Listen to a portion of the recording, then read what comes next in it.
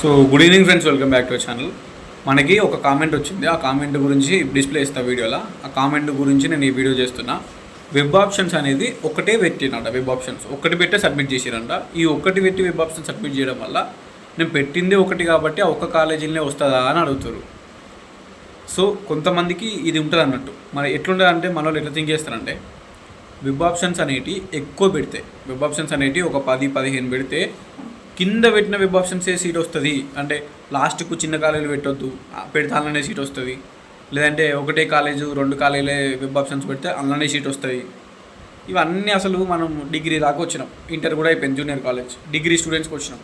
నువ్వు ఒకటే ప్రిఫరెన్స్ పెడితే అందులో సీట్ వస్తాయంటే మనం ఎట్లా నమ్ముతాం? అది రూల్స్ ఉంటాయి కదా, దానికి బట్టు ఇష్టం ఉన్నట్టయితే అలాట్మెంట్ చేయరు కదా. ఒకటి వెబ్ ఆప్షన్స్ పెట్టినావు, ఒక 100 మంది ఒకటే కాలేజ్ వెబ్ ఆప్షన్స్ పెడితే 100 మందికి ఒక కాలేజ్ వస్తుందా? అండ్ వెబ్ ఆప్షన్స్ అనేవి ఎక్కువ వెబ్ ఆప్షన్స్ పెడితేనంట కింద చిన్న కాలేజీలు పెడితే కింది కాలేజీలే వస్తాయి, పైన రావంటుంది. అది ఎట్లా కరెక్ట్ అవుతుంది? ప్రిఫరెన్స్ అనేది ఒకటి ఉంటుంది కదా. వెబ్ ఆప్షన్స్ అంటేనే వెబ్ ఆప్షన్ పెట్టినప్పుడు ఫస్ట్ ప్రియారిటీ దేనికి, సెకండ్ ప్రియారిటీ దేనికి, థర్డ్ ప్రియారిటీ దేనికి, సో థర్డ్ ప్రియారిటీ దేనికి, ఫోర్త్ ప్రియారిటీ దేనికి అనేది ప్రియారిటీ వైజ్ ప్రిఫరెన్స్ వైజ్ పెడతాం. First, second, third, fourth, fifth పెట్టిన తర్వాత దాని వైజ్ ఇస్తారు వాళ్ళు. ఇప్పుడు నీకు వచ్చిన మార్క్స్కి నువ్వు 50 వెబ్ ఆప్షన్స్ పెట్టినా, 30 వెబ్ ఆప్షన్స్ పెట్టినా కానీ priority wise first web option first preference దేనికి ఇచ్చినావు, నీకు వచ్చిన మార్క్స్కి ఆ కాలేజ్ వస్తుందా రాదా ఫస్ట్ ప్రిఫరెన్స్ని చూస్తారు. అదొకవేళ రాదు అన్నప్పుడే నువ్వు పెట్టిన సెకండ్ ప్రిఫరెన్స్కి వెళ్తారు. సెకండ్ ప్రిఫరెన్స్ చూస్తారు, అది వస్తే అదే ఇస్తారు. అది కూడా రాదు, నీ మార్క్స్కి సరిపోదు అన్నప్పుడే అప్పుడు థర్డ్ ప్రిఫరెన్స్కి వెళ్తారు. థర్డ్ ప్రిఫరెన్స్ చూస్తారు. సో అది కూడా రాదు అన్నప్పుడే ఫోర్త్ ప్రియారిటీ పెట్టిస్తావు కదా, ఫోర్త్ ప్రియారిటీకి వెళ్తావు. ఫోర్త్ ప్రియారిటీ కూడా రాకపోతే అప్పుడు ఫిఫ్త్ ప్రియారిటీకి వెళ్తారు.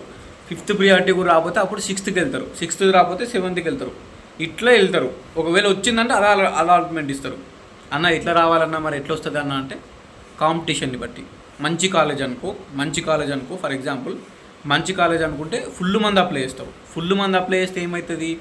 ఇప్పుడు ఒక 1000 మంది అప్లై చేశారు అనుకో, ఒకటే కోర్స్కి ఒకటే మంచి కాలేజ్కి 1000 మంది అప్లై చేస్తే 1000 మందిని తీసుకోరు. ఎందుకు తీసుకోరు? ఆడ సీట్లు 50-100 సీట్స్ ఉంటాయి. మంచి కాలేజ్ కాబట్టి ఎక్కువ మంది వెబ్ ఆప్షన్స్ పెడతారు.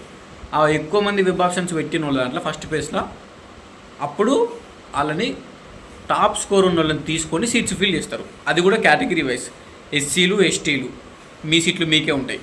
BCA, BCB, BCC, BCD, BCE మీ సీట్లు మీకే ఉంటాయి. ఇప్పుడు బీసీడీలో ఒక 100 సీట్లు ఉన్నాయనుకో, బీసీడీలో ఒక 7-8 సీట్లు ఉంటాయి. ఆ 7-8 సీట్లు బీసీడీ వాళ్ళకే ఇస్తారు. ఇప్పుడు ఆ అప్లై చేసిన 1000 మంది వెబ్ ఆప్షన్స్ పెట్టిన 1000 మందిలో ఆ బీసీడీలో వాళ్ళు ఉన్నారు, 100 మంది ఉన్నారు, తీస్తారు. ఆ 100 మందిలో టాప్ 7 మెంబర్స్ వాళ్ళు ఉన్నారు, స్కోర్ ఎక్కువ ఉన్నోళ్ళు. ఆ స్కోర్ ఎక్కువ ఉన్న వాళ్ళని తీసి వాళ్ళతో ఆ సీట్స్ ఫిల్ చేస్తారు. ఓకేనా? సో టాప్ కాలేజ్ పెట్టుకుంటే మంచి మార్కులు వస్తేనే సీట్ వస్తుంది. మంచి మార్కులు రాకపోతే నీకంటే ఎక్కువ మార్కులు ఉన్నోళ్ళు, నీ కేటగిరీ వాళ్ళు ఉంటే వాళ్ళకే వెళ్ళిపోతుంది సీటు. సో అది అన్నట్టు.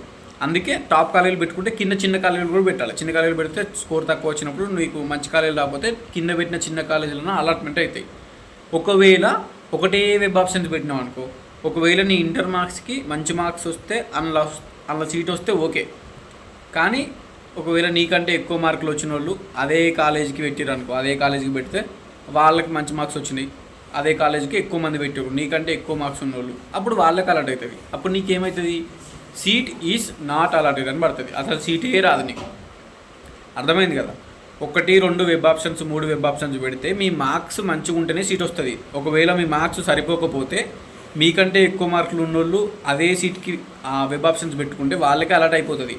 మీకేమవుతుంది? సీటే నాట్ అలాటెడ్ అని పడుతుంది. అందుకే ఆలోచించి ఎక్కువ వెబ్ ఆప్షన్స్ పెట్టుకోవాలి. తక్కువ మార్కులు ఉన్నోళ్ళు ఎక్కువ వెబ్ ఆప్షన్స్ పెట్టుకోవాలి. ఎక్కువ వెబ్ ఆప్షన్స్ పెట్టుకోవడం వల్ల టాప్ కాలేజెస్లో రాకపోయినా కింద నువ్వు పెట్టినా చిన్న కాలేజీలను వస్తుంది.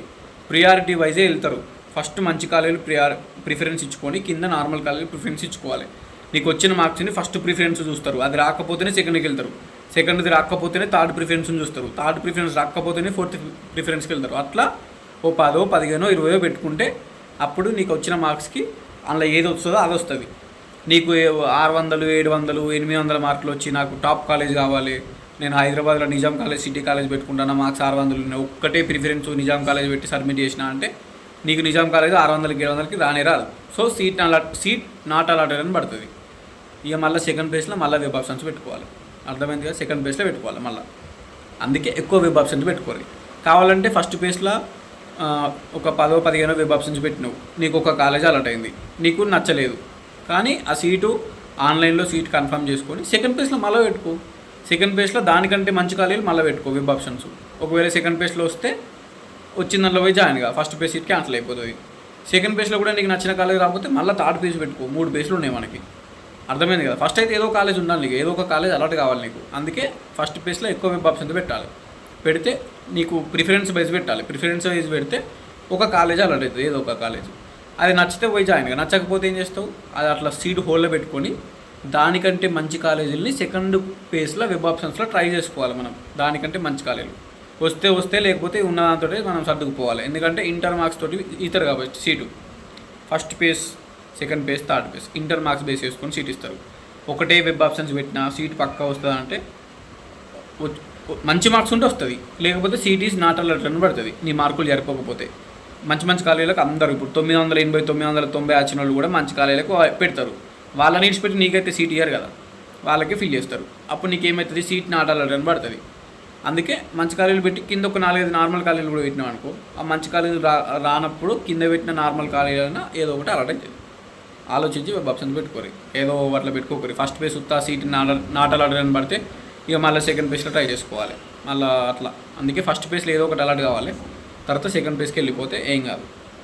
అట్లా చూసుకోరు. అర్థమైంది అనుకుంటున్నా. ఇంకేమైనా డౌట్స్ ఉంటే కింద కమెంట్ చేయండి, కంపల్సరీ రిప్లై ఇస్తా. కొత్త వాళ్ళు ఎవరైనా వస్తే సబ్స్క్రైబ్ చేసుకొని ఊరికి అడుగుతున్నా అనుకోకరి. We're very close to 10K subscribers. అందుకే కొత్త వాళ్ళు వస్తే సబ్స్క్రైబ్ చేసుకొని ఉంటా.